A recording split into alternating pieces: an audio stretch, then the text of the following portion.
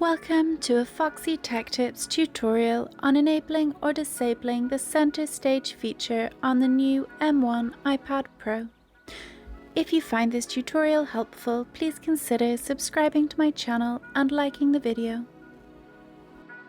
You can't enable or disable center stage for all apps at once. Instead, you need to adjust the settings of each app individually to allow center stage or not.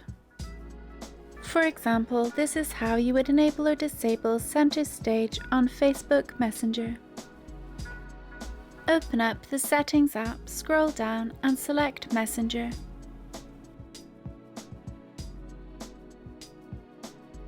In the options for Messenger here, there is a setting to enable or disable center stage.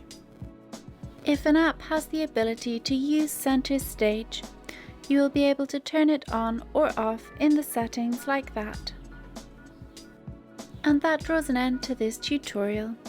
Please like the video if you found it helpful and subscribe to Foxy Tech Tips for more iPad tips and tricks.